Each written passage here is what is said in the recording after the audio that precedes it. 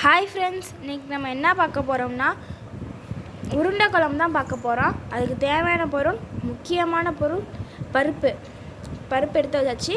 அதுக்கப்புறம் மல்லித்தூள், கொத்தமல்லி, கருவேப்பிலை, புளி, உப்பு, ஜீரகம், பெருங்காயம், தக்காளி, ஒரு தக்காளி, மிளகா பொடி, அப்புறம் வெங்காயம், பூண்டு ரெண்டுத்தையும் நாங்கள் ஒன்றா போட்டு வச்சுருக்கோம். அப்புறம் நாங்கள் பருப்பை ஏற்கனவே நல்லா கழுவி ஊற போட்டிருக்கோம். நல்லா இந்த மாதிரி வர வரைக்கும் ஊற போட்டுக்கோங்க.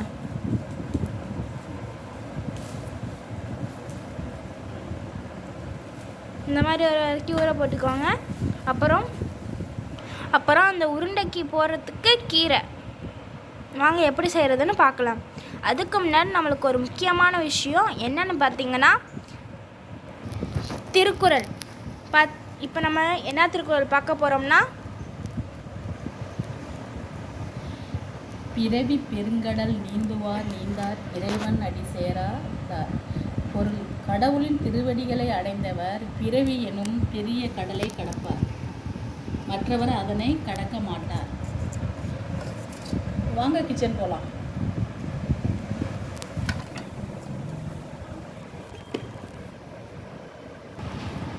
பருப்பு அரைச்சிட்டு வந்துச்சு.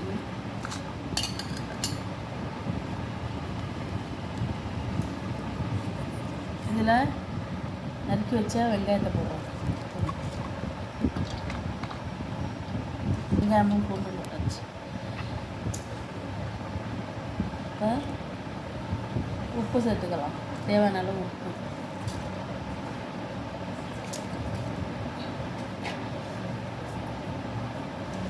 இதில் ஜீரகம் சேர்த்துக்கலாம் செரிமானத்துக்கு.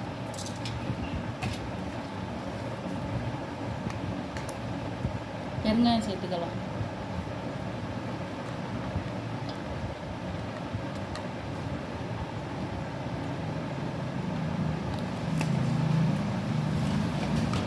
இப்போ கொஞ்சம் மிளகாத்தூள் சேர்த்துக்கலாம்.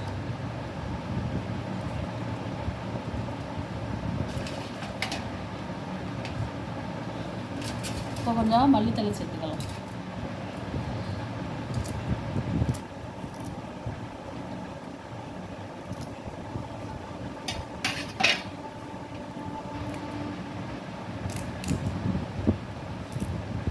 கொஞ்சம் கருவேப்பிலை சேர்த்துக்கலாம்.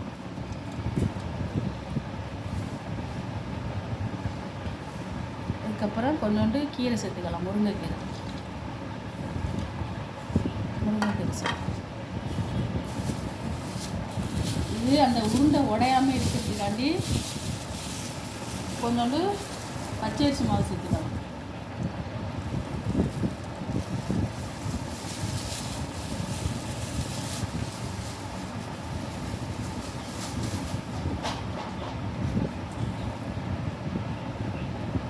கொஞ்சோண்டு மஞ்சள் சேர்த்துக்கலாம்.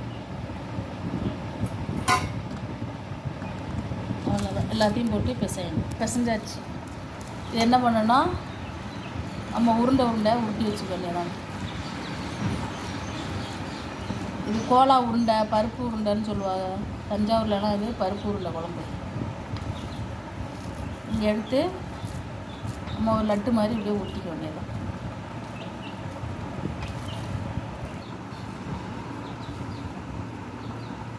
செஞ்சாச்சுங்க. இனிமேல் நம்ம குழம்பு வைக்க வேண்டியதான்.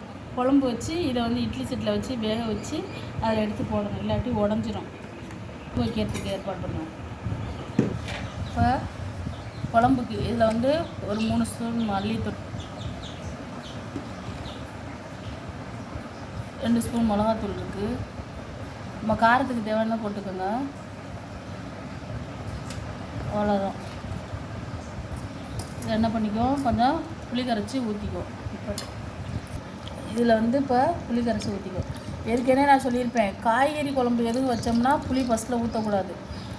இது வந்து புளி வந்து இதில் வந்து சேரணும். காய்கறி குழம்பு வேகும்பொழுது ஊற்றினோம்னா மரத்து போயிடும்.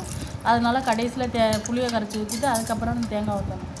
இதுக்கு வந்து இதுதான் நம்மளுக்கு குழம்பு. அதனால் வந்து இதில் ஃபஸ்ட்டு புளி ஊற்றிக்கலாம். இது கொதித்து வரும்போது கொஞ்சோண்டு தேங்காய் ஊற்றிக்குவோம். தஞ்சாவூரில் எல்லாருமே என்ன பண்ணுவாங்க, எல்லா குழம்புக்குமே தேங்காய் ஊற்றுவாங்க. சிலவங்க ஊற்ற மாட்டாங்க. ஆனால் நாங்கள் வந்து எல்லா குழம்புக்குமே ஊற்றுவோம். அவ்வளோதான், குழம்பு ரெடி ஆயிடுச்சு. இது கொதிக்கும்போது நம்ம இது உருண்டையை வேக வச்சுட்டு இதில் கொஞ்சம் தேங்காய் கரைச்சி ஊற்றினோம்னா அவ்வளோ. முக்கியமானது ஒன்று, உப்பு போடலைங்க. தேவையான அளவு கல் உப்பு போட்டுக்கோங்க. அவ்வளோதாங்க, குழம்பு ரெடி. இப்போ வந்து தாளிச்சிட வேண்டியதான். வாங்க கிச்சன் போகலாம். வச்சுக்கலாம். தாளிக்கிறதுக்கு எண்ணெய் விட்டுக்கலாம்.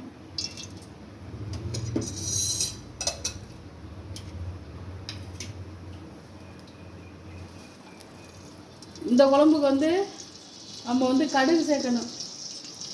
ஏன்னா கசப்பாக இருக்கும், வெந்தயம் சேர்த்தா கசப்பாக இருக்கும். வெந்தயம் சேர்த்துக்கலாம், இருந்தாலும் நாங்கள் சேர்க்குறது இல்லை, கசப்பாக இருக்கும்ட்டு. அதனால் வந்து கடுகு சேர்த்துக்கலாம். காயட்டும். 1/2 ஸ்பூனு கடுகு எண்ணெயை சேர்த்துக்கலாம்.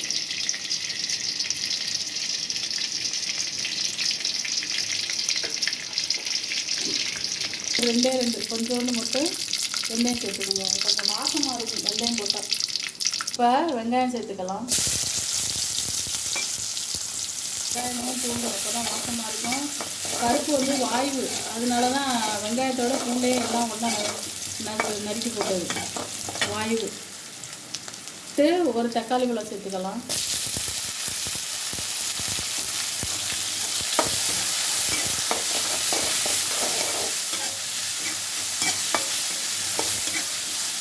இதில் கொஞ்சோண்டு மிளகாத்தூள் போட்டுக்கலாம்.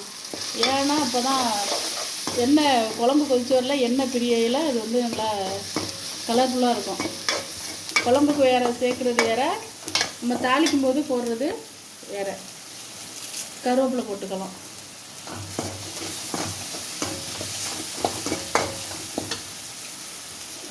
எனக்கு கொத்தமல்லி தழை போட்டுக்கோங்க, இறக்கும்போது கூட போட்டுக்கோங்க.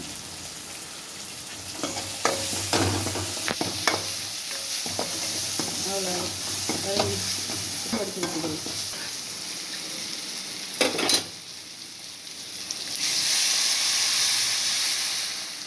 ஊற்றையில் அப்படியே ஊற்றக்கூடாது எல்லாம். இதில் வந்து மண் இருக்கும் அடியில், அதனால் லைட்டாக சாய்ச்சி தான் ஊற்றணும்.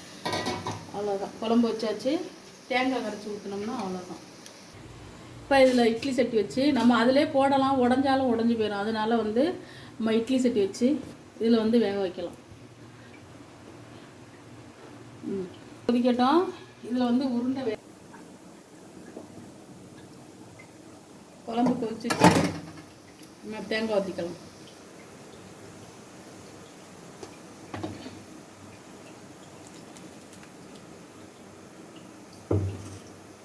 எங்கள் ஊரில் எதாவது பருப்பு உருண்டை குழம்புன்னு சொல்லுவாங்க, சில ஊரில் கோலா உருண்டைன்னு சொல்லுவாங்க. உங்கள் ஊரில் எப்படி பண்ணுவீங்கன்னு கமெண்ட் பண்ணுங்க. கொதிக்கட்டும். குழம்பு பிரிஞ்சிருச்சுங்க, எண்ணெய் பிரிஞ்சிருச்சு. உருண்டை வந்துருச்சாங்க பார்ப்போம்.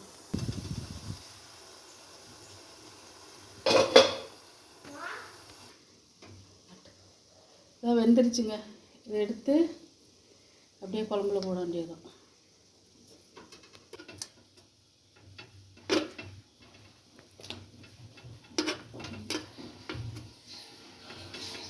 காமிக்கணும்.